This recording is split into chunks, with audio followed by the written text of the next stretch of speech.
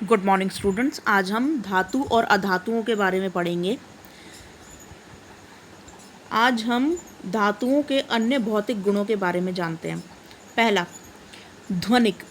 धातुओं से बनी हुई वस्तुओं को जब कठोर सतह से टकराया जाता है तो वह एक रिंगिंग ध्वनि उत्पन्न होती है, इसलिए धातुओं को ध्वनिक कहा जाता है। जब हम किसी धातु को टकराते हैं किसी भी चीज़ से तो वो एक टंग की आवाज़ आती है ना, तो ये ध्वनि जो होती है ये रिंगिंग, मतलब एक तरीके से वो रिंग करने लगती है, कंपन करने लगती है, तो इसे ध्वनिक बोलते हैं। ठीक है, इस गुण को। एक चम्मच से स्टील के गिलास व लकड़ी के दरवाजे पर चोट करके दोनों की ध्वनियों को सुने और अंतर करें। देखो, जब आप गिलास पर चम्मच को मारोगे तो वो टंग की आवाज़ करेगा, ठीक है, कंपन करेगी धातु। लेकिन जैसे ही आप दरवाजे यानी कि लकड़ी पर अगर आप मारोगे, किसी मान लो कि एक डंडे से लकड़ी पर मारा तो वो टक की आवाज़ करेगा, ठीक है, टक करके रुक जाएगा और वो गिलास जो है वो टन ऐसी आवाज़ करेगा। तो दोनों में ये अंतर है। धातुएं जो होती हैं वो कंपन करती हैं, ठीक है, और उनकी आवाज़ काफ़ी समय तक रहती है, जबकि जो अधातु होती है वो बस टक इस तरीके से ज़रा सी आवाज़ करके रह जाता है, ठीक है, उसमें कंपन नहीं होती अधातु में। यहाँ पे क्वेश्चन, सॉरी। अब नेक्स्ट पढ़ते हैं, विद्युत सुचालक कुचालक। अब इस गुण को एक गतिविधि द्वारा समझते हैं। बैटरी, बल्ब व तार को दिए गए चित्र के अनुसार जोड़कर परिपथ बनाएं इस तरीके से, और ए व बी सिरों को जोड़कर जांच करें बल्ब जला या नहीं। अब ए और बी को दोनों को जोड़कर देखना है कि बीच में एक चीज़ रख देनी है और ये देखना है कि वो उसमें से जो विद्युत है यानी कि जो बिजली है वो फ्लो होती है कि नहीं होती है, ठीक है, करंट पास होता है कि नहीं। तो यहाँ पर देखो, ए और बी के सिरों को जोड़कर जांच करें कि बल्ब जला या नहीं। अब बारी बारी से तालिका में दिए गए प्रत्येक पदार्थ को ए और बी के बीच में जोड़कर देखें कि परिपथ में लगा बल्ब जला या नहीं और तालिका में लिखें। अब यहाँ पे देखो एक तालिका दी हुई है, इसको देखना है कि इसमें मतलब जैसे ही हम इन तारों के बीच में उस चीज़ को रखेंगे तो क्या उसमें से करंट फ्लो होगा, क्या ये बल्ब जलेगा। ठीक है, यहाँ पे देखो, सबसे पहले हमें लोहे का कील रखना है। लोहा एक धातु है। देखो, सभी धातुएं करंट को फ्लो होने देती हैं, ठीक है, जितनी भी धातुएं हैं, चाहे वो सोना हो, चांदी हो, चाहे वो ये लोहा हो, एल्युमिनियम, कॉपर, सब जो है करंट को अपने अंदर से पास होने देती हैं। तो जो लोहा की जो कील है वो अपने अंदर से, ये देखो लोहे की चाबी है, ये बनी हुई है, तो ये जो है अपने अंदर से करंट को फ्लो होने दे रही है, जिसके कारण बल्ब जल गया।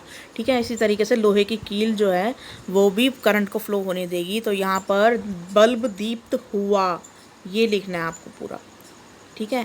तो बल्ब दीप्त हुआ को मैं राइट लगाऊंगी और नहीं हुआ तो मैं रॉन्ग लगाऊंगी, ठीक है। तो यहाँ पर इस तरीके से मैं ये फिलअप कर रही हूँ सारी तालिका, आप देख लीजिए। देखो, लोहे की कील लगाएंगे तो भी बल्ब जो है वो दीप्त हुआ मतलब जल उठेगा। ऐसे ही कोयला जो होता है ना, ये अधातु है, ये धातु नहीं है, ठीक है, तो यहाँ पर बल्ब नहीं जलेगा। तो इसलिए मैं यहाँ पे इस तरीके से, ये नहीं हुआ, आपको ये पूरा लिखना है, बल्ब दीप्त नहीं हुआ, ठीक है, इस वाले में। और इसमें लिखना है बल्ब दीप्त हुआ यानी कि बल्ब जल उठा, ठीक है। ऐसे ही एल्यूमिनियम की तार का उपयोग करेंगे तो उससे भी बल्ब जल उठेगा यानी कि बल्ब दीप्त हुआ। ऐसे ही तांबे का तार यूज़ करेंगे तो भी बल्ब दीप्त हुआ, ठीक है। तो यहाँ पर कहाँ पे बल्ब दीप्त नहीं हुआ, कोयले की वजह से, क्योंकि कोयला एक अधातु है, ठीक है। अब यहाँ पे देखते हैं, थोड़ा पढ़ते हैं और आगे। जिन पदार्थों में विद्युत का प्रवाह होता है वह विद्युत की सुचालक कहलाती हैं, ठीक है। और इसके विपरीत जिन पदार्थों में विद्युत का प्रवाह नहीं होता वह विद्युत की कुचालक कहलाती हैं। सामान्यतः धातुएं विद्युत की सुचालक होती हैं।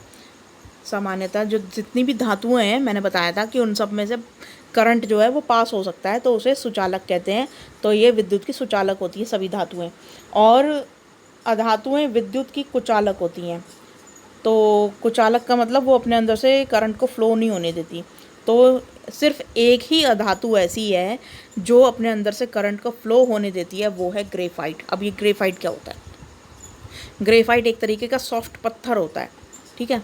तो हम जो पेंसिल यूज़ करते हैं ना, तो पेंसिल की जो नोक होती है, जो ब्लैक कलर की, एक ग्रे कलर की जो नोक सी होती है जिसको आप छील छील कर नोक बनाते हो, वो जो होता है ना वो ग्रेफाइट होता है।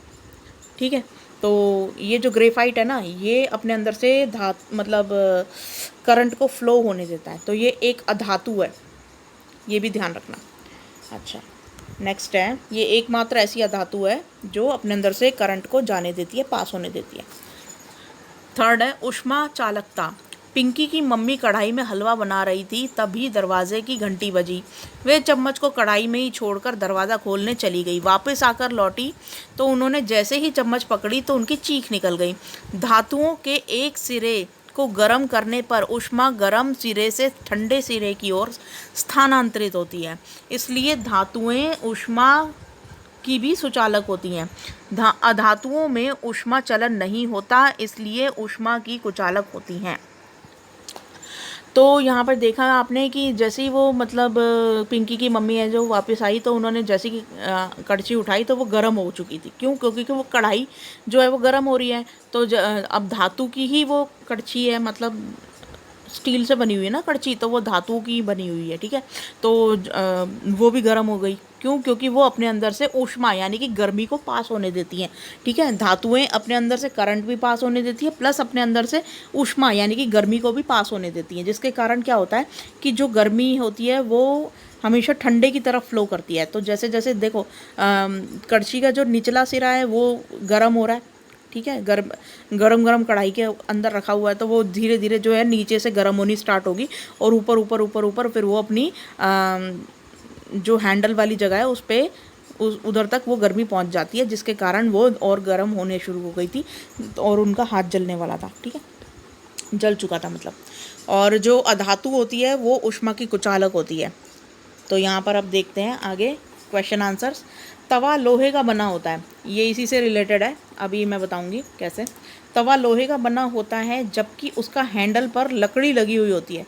तो ऐसा क्यों होता है? देखो, तवा जो है वो हमारी धातु हो गई, और लकड़ी जो हो गई वो हमारी अधातु हो गई। तो अभी मैंने बताया कि जो धातु है वो अपने अंदर से गर्मी को फ्लो होने देता है, यानी कि ऊष्मा को पास होने देता है। तो यहाँ पे जो तवा है, जैसे हम उसको गर्म करते हैं तो क्या होता है कि वो तवा गर्म होगा, अगर उसके ऊपर लकड़ी का हैंडल नहीं लगा हुआ होगा और हम जैसी तवे को छुएंगे हैंडल से तो क्या होगा, हमारा हाथ जलेगा। लेकिन अगर उसके ऊपर लकड़ी का हैंडल लगा होता है तो वो हमें हाथ जलने से बचा लेता है। तो इसका आंसर हम अभी देखते हैं, मैंने अलग से लिख कर रखा हुआ है, पहले सेकंड क्वेश्चन भी देख लेते हैं हम साथ में। पिंकी की मम्मी चम्मच को पकड़ते ही क्यों चीखी? धातुओं के कोई 3 उपयोग लिखो। तो उसकी मम्मी जो है पिंकी की, वो इसलिए चीखी क्योंकि उनका हाथ जल गया था कड़छी पकड़ते ही। तो अभी मैंने जैसे बताया वो अपने अंदर से ऊष्मा को फ्लो होने देती है धातु, यानी कि अपने अंदर से गर्मी को पास होने देती है, जिसके कारण वो और भी गर्म हो गई थी कड़छी। ठीक है, बहुत गर्म हो गई थी, और जैसे ही उन्होंने छुआ तो उनका हाथ जल गया, इसलिए वो चीखी। और धातुओं के 3 गुण लिखने हैं इसके अंदर।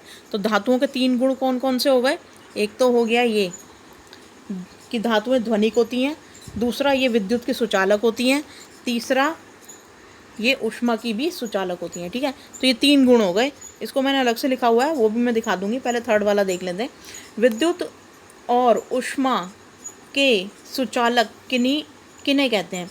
विद्युत और ऊष्मा के सुचालक किन्हें कहते हैं? तो यहाँ पे देखो परिभाषा देनी है यहाँ पे। तो जो वस्तुएं अपने अंदर से विद्युत यानी कि करंट और ऊष्मा यानी कि गर्मी को पास होने देती हैं, यानी कि अपने अंदर से प्रवाह होने देती हैं, तो उनको विद्युत और ऊष्मा के सुचालक कहा जाता है, जैसे कि सभी धातुएं। अब मैं आंसर दिखा देती हूँ आपको। तो फर्स्ट का आंसर आप देखिए यहाँ पे, तवा लोहे का बना होता है जो कि एक धातु है जिसमें से ऊष्मा प्रवाहित हो सकती है। इसके कारण तवा गर्म हो जाता है और उसके ऊपर लकड़ी का हैंडल लगा होता है जो कि ऊष्मा का रोधक होता है। जब हम रोटी पकाते हैं वह तवे के ज़्यादा गर्म होने की वजह से हाथ ना जले, इसलिए उसके ऊपर लकड़ी का हैंडल लगा होता है। ठीक है, तो ये फर्स्ट का आंसर हो गया आपका। अब सेकंड का देखते हैं। पिंकी की मम्मी चीखी क्योंकि कड़छी बहुत गर्म थी, और कड़छी धातु की बनी होती है जो कि ऊष्मा की सुचालक होती है। अब धातु के गुण देखने हैं यहाँ पे। पहला गुण है धातु ऊष्मा के सुचालक होती है जिसके कारण उसके बर्तन बनाए जा सकते हैं। दूसरा, धातु विद्युत की सुचालक होती है जिसके कारण उसके तार खींचे जा सकते हैं।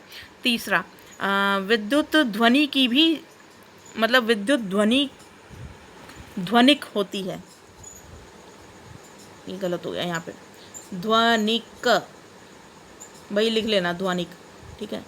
ये आगे क लगाना है इसके, ध्वनिक होती है धातु ध्वनिक होती है जिसके कारण उसकी घंटी बनाई जाती है, ठीक है। तो ये ध्वनिक लिख लेना, ठीक है। नेक्स्ट है थर्ड वाला जो क्वेश्चन था उसका आंसर देख लो। ये फर्स्ट हो गया, ये सेकंड हो गया, ये थर्ड का आंसर है, ठीक है। जिन चीज़ों में से विद्युत और ऊष्मा दोनों का ही प्रवाह हो सकता है उन्हें, ये उस हटा देना यहाँ से, उन्हें विद्युत और ऊष्मा की सुचालक कहा जाता है, जैसे कि धातुएं।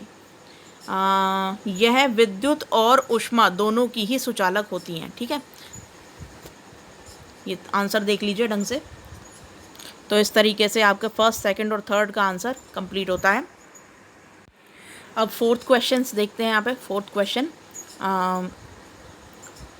नीचे दी गई सारणी में पदार्थों के नाम लिखे हैं, उनके गुण और गुणों के आधार पर सही या गलत का निशान लगाएं और बताएं कि वह पदार्थ धातु है या अधातु है।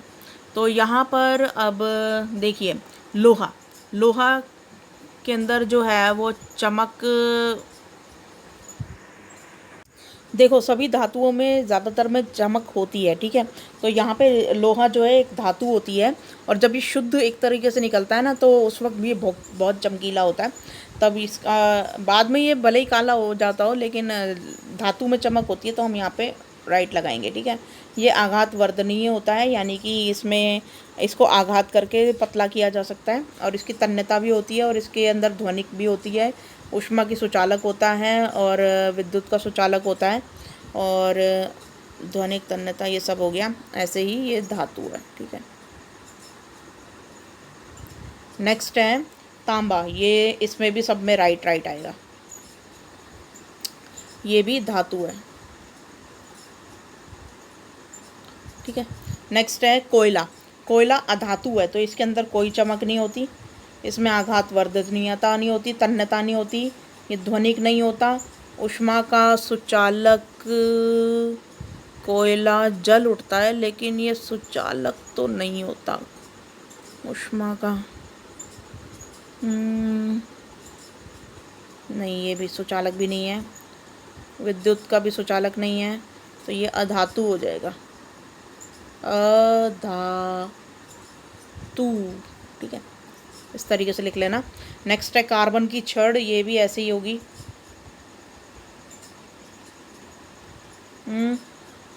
इसमें भी आ जाएगा अधातु, ठीक है। इसके बाद है एल्यूमिनियम, तो इसमें राइट आ जाएगा, सब में चमक भी होती है, सब कुछ होता है इसमें, ठीक है। और ये हो जाएगा धातु। तो इस तरीके से आज की वर्कशीट आपकी कंप्लीट होती है, इसको फिलअप कर लेना।